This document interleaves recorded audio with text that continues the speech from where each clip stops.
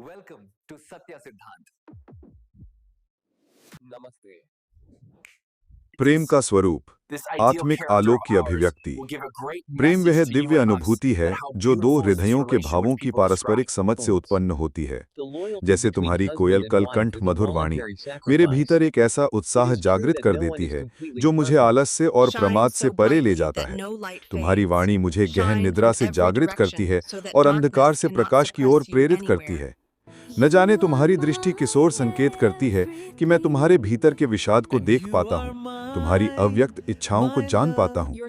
न जाने तुम्हारे श्रवण किस प्रकार से सुख की अनुभूति से प्रभावित होते हैं कि मैं उन्हें पूर्ण करने का प्रयास करता हूँ और तुम मुझ पर विश्वास कर पाती हो। प्रेम में शर्त नहीं, आत्मसमर्पण हो। प्रेम कोई अनुबंध नहीं जिसमें नियम और अधिकार की शर्तें लागू हों। ये आत्मा की भाषा है जहां हृदय स्वयं को अर्पित करता है।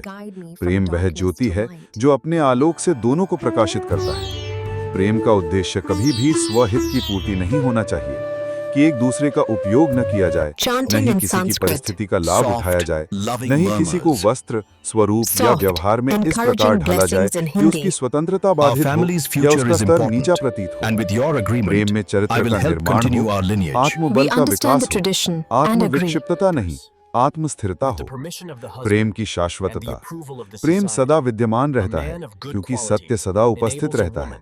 इसे केवल जानने की आवश्यकता है, इसे आलंकारिक रूप में संवारना है, न कि किसी क्षणिक आग्रह में उसे तोड़ देना है। प्रेम से प्रेम और अधिक उत्पन्न होता है। प्रेम के संस्पर्श से अन्य संबंधों में भी सौहार्द और प्रीति पुष्ट होती है। ये प्रेम एक पवित्र गंगा धारा के समान अविरल बहती रहनी चाहिए, जिसमें न विराम हो न सूखापन। प्रेम सत असत का बोध कराता है और ज्ञान के माध्यम से हमें विद्या की ओर अग्रसर करता है। ये वह मार्ग है जिस पर हम समय, दूरी और बाधाओं को पार करते हुए साथ चलते हैं। हमने जब एक दूसरे का हाथ थामा तो साथ ही उत्तरदायित्व भी स्वीकार किया। ये अधिकार केवल अधिकार नहीं, कर्तव्य भी है। प्रेम में दुर्बलता का साथ न छोड़ना ही सच्चे प्रेम की कसौटी है। पति पत्नी का रिश्ता, श्रृंगार रस की आत्मिक अभिव्यक्ति, मोहन। पति पत्नी का रिश्ता केवल सामाजिक अनुबंध नहीं, श्रृंगार रस की एक जीवंत अनुभूति है जिसे निरंतर सज्जित और सजीव किया जाना चाहिए। इसका श्रृंगार केवल बाह्य सज्जा नहीं बल्कि भावों की आंतरिक सजगता है। ये आवश्यक है कि हम सब इस पवित्र संबंध के मर्म और आवश्यकता को समझें, क्योंकि यही हमें संसार के गूढ़ तत्वों की ओर ले जाता है। ये संबंध केवल धन, बल या रूप पर आधारित नहीं होता। यह है हृदय का मिलन और इसका आधार है सत्य और ब्रह्मणत्व।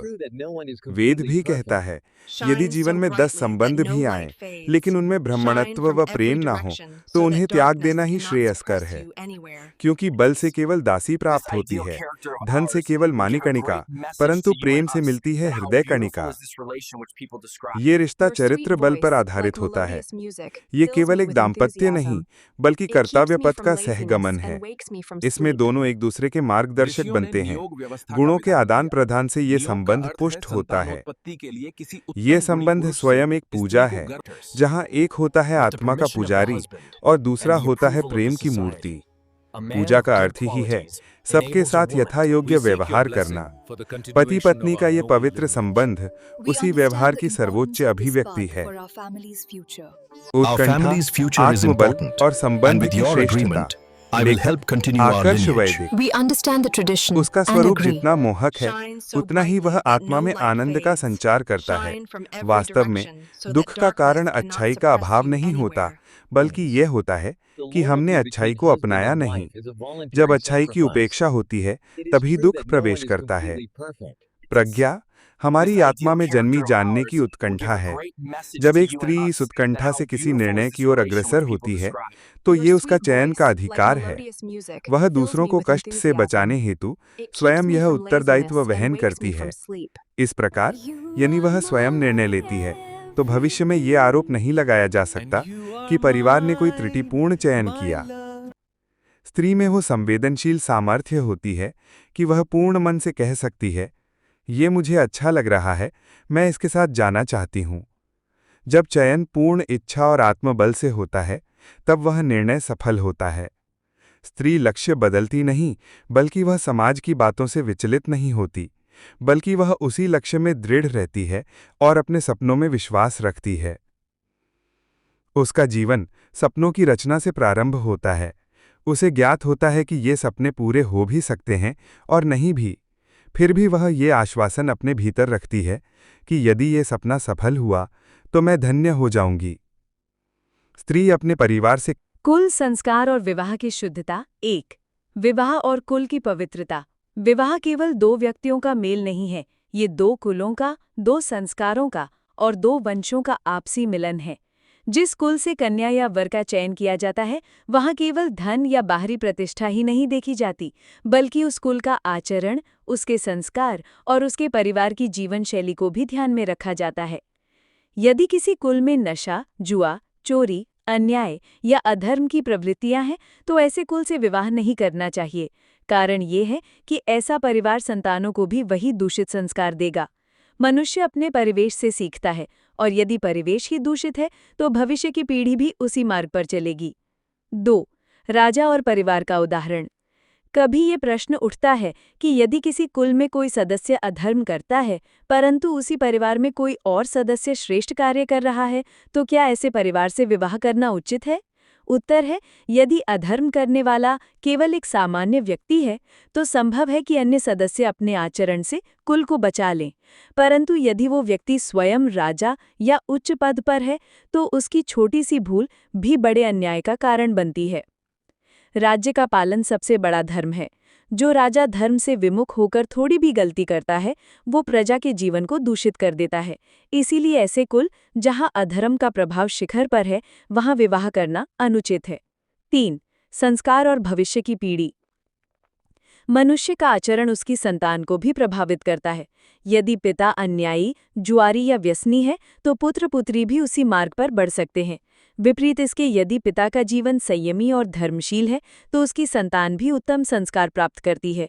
इसीलिए विवाह से पहले केवल कन्या या वर का रूप, धन या पढ़ाई ना देखकर उसके कुल का आचरण देखना चाहिए।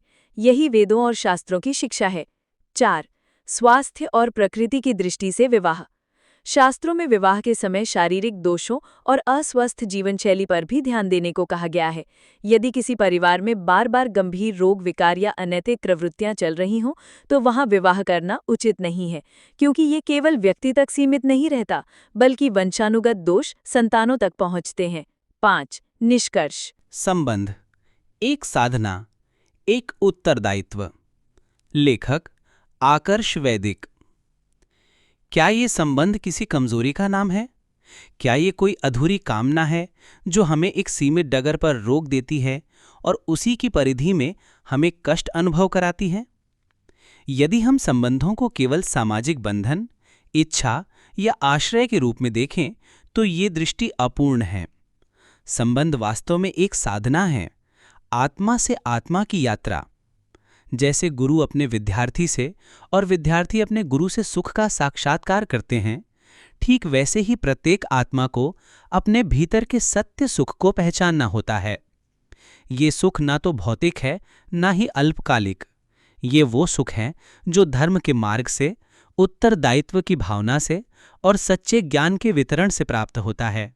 जब हम अपने पास उपलब्ध कोई विशेष कला, कोई गुण, कोई ज्ञान को दूसरों के कल्याण हेतु समर्पित करते हैं, तब हम अर्थ को धर्ममय कर देते हैं।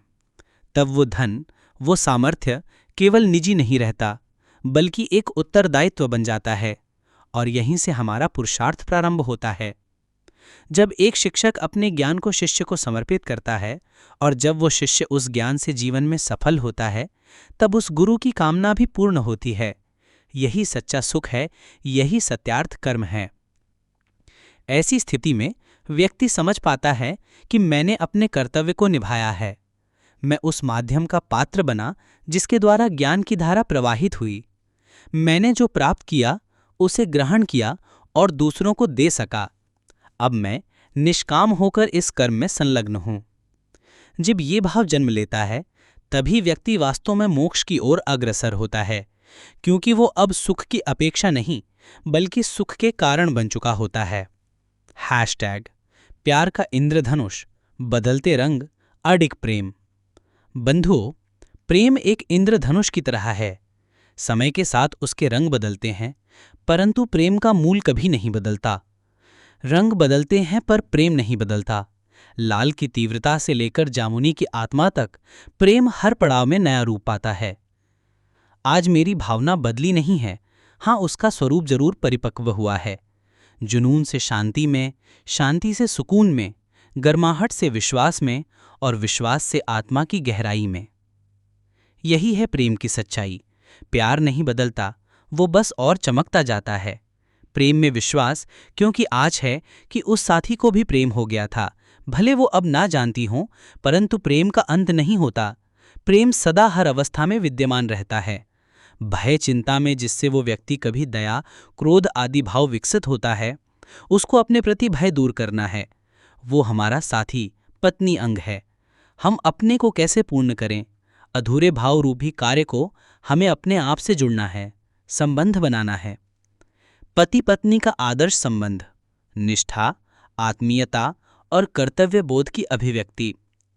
पति पत्नी का संबंध केवल एक सामाजिक अनुबंध नहीं, बल्कि आत्मिक निष्ठा, स्वेच्छा से किया गया त्याग और गहन भावनात्मक समर्पण का प्रतीक है। यह सत्य है कि कोई भी पूर्णतः उत्तम नहीं होता, परंतु ये साथ ही वो साधन है जिससे दोनों जीवन के कर्तव्यों के पूर्ति कर सकते हैं। हम एक दूसरे के लिए केवल भावुक नहीं, कर्तव्यबद्ध हैं। यह सम्मान का रिश्ता है। हम एक दूसरे में स्वयं को देखते हैं और इस दर्पण के प्रतिबिंब में आत्मा की एक रूपता अनुभव करते हैं। अब हम दोनों साथ में सुख दुख को समझने वाले नहीं, बल्कि उन्हें साथ साथ जीने वाले होंगे। You are my everything. And you are mine, my love. Your sweet voice, like melodious music, fills me with enthusiasm. It keeps me from laziness and wakes me from sleep. Love is the understanding of true partnership, light from darkness, seeing others' pain, fulfilling desire. संतानोत्पत्ति का वैदिक दृष्टिकोण। एक विवाह का मूल उद्देश्य। वैदिक धर्म में विवाह केवल सुख सुविधा या आकर्षण का साधन नहीं, बल्कि संतानोत्पत्ति का पवित्र बंधन है। मनुस्मृति कहती है, संतान प्रजाया धर्मेन गृहम स्थापिति नरः, अर्थात विवाह का मुख्य आधार है धर्मसम्मत संतान उत्पन्न कर परिवार और वंश की निरंतरता बनाए रखना। दूसरा विवाह क्यों नहीं? किसी स्त्री पुरुष को विवाह का अवसर केवल एक बार दिया जाता है। यही उसका वास्तविक गुरुत्वाकर्षण क्षण है, जिसमें वह अपनी पूरी निष्ठा, परिश्रम और त्याग से संतानोत्पत्ति का प्रयत्न करे। दूसरा विवाह सामान्यतः निषिद्ध माना गया, क्योंकि वह प्रायः वासना या असंतोष से प्रेरित होता है। इससे परिवार और समाज में अस्थिरता बढ़ती है। आलस्य और सुविधाभोग की प्रवृत्ति उसमें स्थान ले लेती है। इसलिए वैदिक परंपरा में दूसरा विवाह केवल विशेष परिस्थितियों में, जैसे पति या पत्नी की मृत्यु, ही स्वीकार्य रहा। 3. नियोग की व्यवस्था। नियोग की व्यवस्था। यदि विवाह के बाद भी संतान न हो तो समाज ने नियोग पद्धति दी। इसका उद्देश्य केवल इतना था कि पति पत्नी का दाम्पत्य संबंध टूटे नहीं, परंतु वंश की निरंतरता भी बनी रहे। स्त्री पुरुष का जीवन धर्म और मर्यादा से विचलित न हो। इसमें योग्य ब्रह्मचारी या परिपक्व पुरुष को सीमित और निश्चित अवधि के लिए संतानोत्पत्ति का कार्य सौंपा जाता था। इसमें स्त्री की स्वीकृति अनिवार्य थी। गर्भाधान का प्रयास केवल मास में एक बार होता था। यदि गर्भ न ठहरे तो अगले मास में पुनः 1 वर्ष से अधिक बार बार प्रयास करने की अनुमति नहीं थी। गर्भ ठहरने के बाद नियोग का संबंध स्वतः समाप्त हो जाता था। 4. जाति और मर्यादा की शर्तें। नियोग में जाति और वर्ण की मर्यादा का भी ध्यान रखा जाता था। ब्राह्मण का नियोग ब्राह्मण से, क्षत्रिय का नियोग क्षत्रिय या उच्च वर्ण से, वैश्य और शूद्र का अपने वर्ण से। इसका उद्देश्य था कि संतान में गुणों का संतुलन रहे और समाज में विवाद न उत्पन्न हो। 5.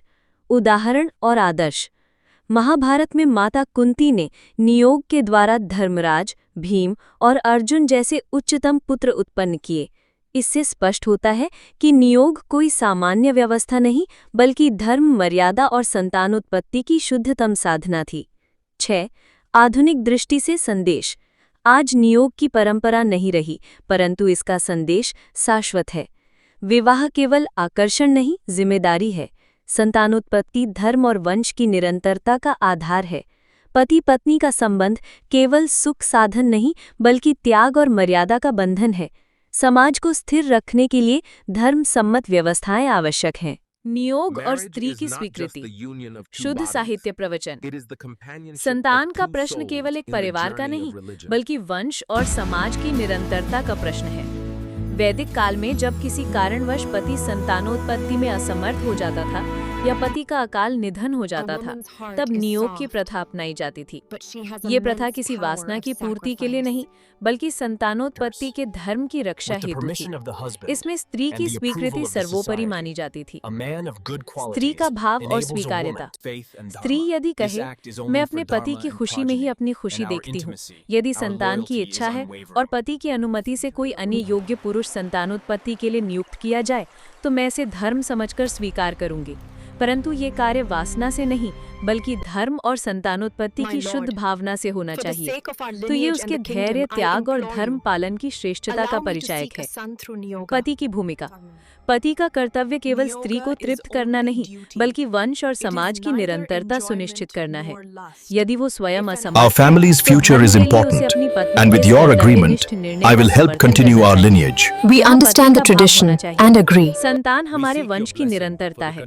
यदि मेरी असमर्थता है तो धर्म का मार्ग यही है कि योग्य पुरुष से नियोग के द्वारा संतान उत्पन्न हो। Niyoga is a sacred duty, not for pleasure or desire. If the first attempt fails, it may be tried monthly, but not beyond 1 year. Chanting in Sanskrit. Soft, loving murmurs. Soft, encouraging blessings in Hindi. धर्म सम्मत कर्तव्य माना, न कि किसी प्रकार का पाप या अपवित्रता। आधुनिक दृष्टि से संदेश। आज ये प्रथा नहीं है, परंतु Our family's future is important, and with your agreement, I will help continue our lineage. We understand the tradition and agree. सर्वोपरि है। धर्म और मर्यादा के दायरे में रहकर संतानोत्पत्ति को सर्वोच्च मूल्य दिया गया। पति पत्नी का संबंध केवल शारीरिक Chanting in Sanskrit. त्याग और वंश की Soft, निरंतरता loving का भी बंधन murmurs. है। कुल, संस्कार और विवाह की शुद्धता। 1. विवाह और कुल की पवित्रता। विवाह केवल दो व्यक्तियों का मेल नहीं है, ये दो कुलों का, दो संस्कारों का और दो वंशों का आपसी मिलन है। जिस कुल से कन्या या वर का चयन किया जाता है, वहाँ केवल धन या बाहरी प्रतिष्ठा ही नहीं देखी जाती, बल्कि उस कुल का आचरण, उसके संस्कार और उसके परिवार की जीवन शैली को भी ध्यान में रखा जाता है। यदि किसी कुल में नशा, जुआ, चोरी, अन्याय या अधर्म की प्रवृत्तियां हैं, तो ऐसे कुल से विवाह नहीं करना चाहिए। कारण ये है कि ऐसा परिवार संतानों को भी वही दूषित संस्कार देगा। मनुष्य अपने परिवेश से सीखता है, और यदि परिवेश ही दूषित है तो भविष्य की पीढ़ी भी उसी मार्ग पर चलेगी। 2. राजा और परिवार का उदाहरण। कभी ये प्रश्न उठता है कि यदि किसी कुल में कोई सदस्य अधर्म करता है, परंतु उसी परिवार में कोई और सदस्य श्रेष्ठ कार्य कर रहा है, तो क्या ऐसे परिवार से विवाह करना उचित है? उत्तर है, यदि अधर्म करने वाला केवल एक सामान्य व्यक्ति है, तो संभव है कि अन्य सदस्य अपने आचरण से कुल को बचा लें। परंतु यदि वो व्यक्ति स्वयं राजा या उच्च पद पर है, तो उसकी छोटी सी भूल भी बड़े अन्याय का कारण बनती है। राज्य का पालन सबसे बड़ा धर्म है। जो राजा धर्म से विमुख होकर थोड़ी भी गलती करता है, वो प्रजा के जीवन को दूषित कर देता है। इसीलिए ऐसे कुल जहां अधर्म का प्रभाव शिखर पर है, वहां विवाह करना अनुचित है। 3. संस्कार और भविष्य की पीढ़ी।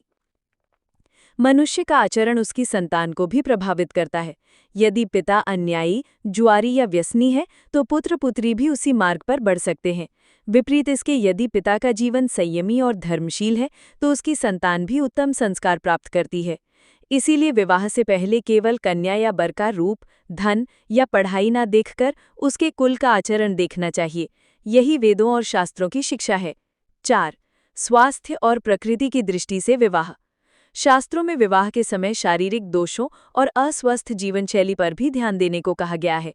यदि किसी परिवार में बार-बार गंभीर रोग, विकार या अनैतिक प्रवृत्तियां चल रही हों, तो वहां विवाह करना उचित नहीं है, क्योंकि ये केवल व्यक्ति तक सीमित नहीं रहता, बल्कि वंशानुगत दोष संतानों तक पहुंचते हैं। 5. निष्कर्ष।